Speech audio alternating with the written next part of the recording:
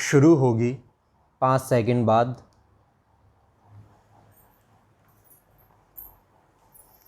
प्राचीन ऋषि मुनियों की ऊहा बुद्धि ने भौतिक आविष्कारों से भी मानव जाति को उपकृत किया था। विराम। उन्होंने अनेक प्रकार के यंत्रों और स्वचालित यानों के भी आविष्कार किए थे। विराम। उनका पता लगभग 8 सहस्त्र वर्ष पूर्व के भरद्वाज ऋषि के यंत्र सर्वस्व ग्रंथ से लगता है। विराम। यद्यपि वह अपने समग्र रूप में आज उपलब्ध नहीं है। विराम। तथापि उसका 39वां अध्याय वैमानिक प्रकरण नाम से सूत्र रूप में आज भी उपलब्ध है। विराम। उसके ऊपर बौधायन मुनि की श्लोकमय व्याख्या भी उपलब्ध है। विराम पैरा। इस ग्रंथ को देखने से प्राचीन काल की वैमानिकी पर उत्तम प्रकाश पड़ता है। विराम। इसमें प्राचीन काल के 6 विमान विद्यावेत्ता ऋषियों और उनके ग्रंथों का नामोल्लेख किया गया है। विराम। यथा नारायण की विमान चंद्रिका, शौनक का व्योमयान तंत्र, गर्ग का यंत्रकल्प, वाचस्पति का यान बिंदु, चाक्रायणी की खेटयान प्रदीपिका और धुंडीनाथ का व्योमयानार्क प्रकाश। विराम। उस समय के वैमानिक ऋषियों ने कितने उन्नत विमानों का आविष्कार किया था, इस बात का प्रमाण वहाँ पदे पदे मिलता है। विराम पैरा।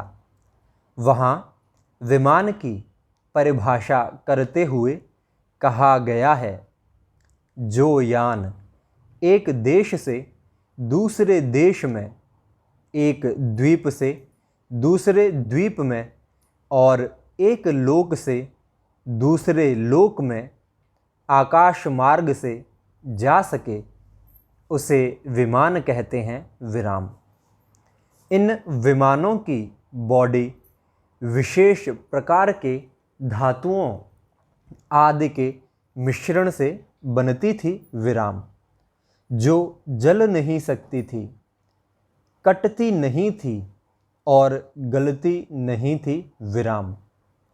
उन विमानों में 32 प्रकार के रहस्य यंत्र लगे होते थे। विराम।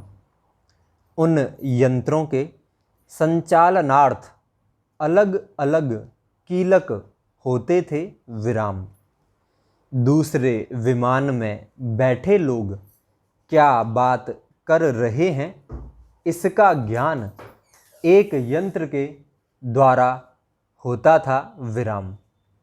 एक अन्य यंत्र के द्वारा अन्य विमान में स्थित वस्तुओं का ज्ञान हो जाता था। विराम।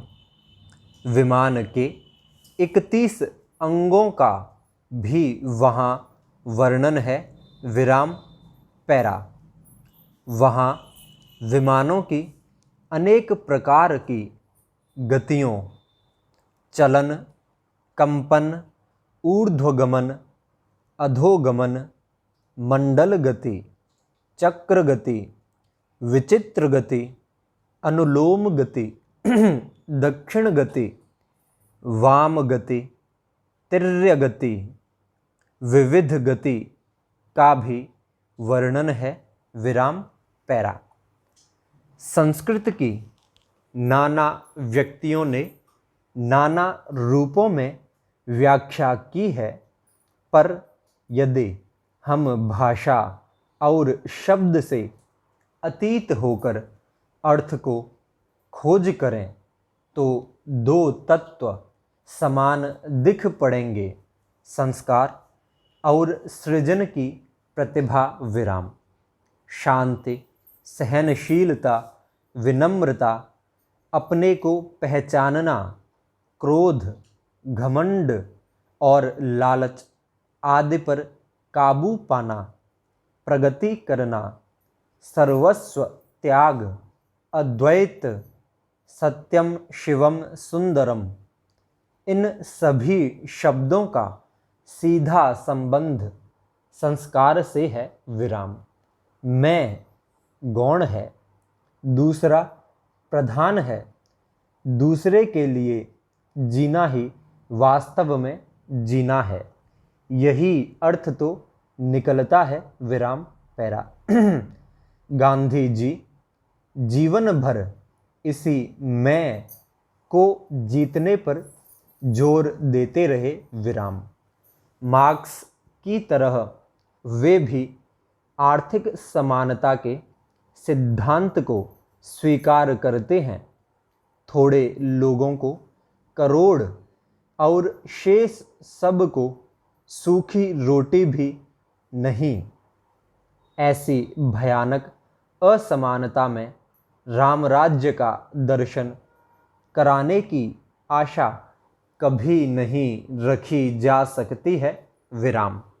पर साथ ही वे यह भी कहते हैं, गरीब हिंदुस्तान स्वतंत्र हो सकता है, लेकिन चरित्र खोकर धनी बने हुए हिंदुस्तान का स्वतंत्र होना मुश्किल है विराम। चरित्र, संस्कार, मैं को जीतना, यही संस्कृति है विराम पैरा। महान वैज्ञानिक डॉक्टर अल्बर्ट आइंस्टाइन का यह कहना विशेष अर्थ रखता है। वह व्यक्ति की संस्कृति ही है जो उसकी आत्मा को मांझ कर दूसरों के उपकार के एवज उसे नम्र और विनीत बनाती है विराम।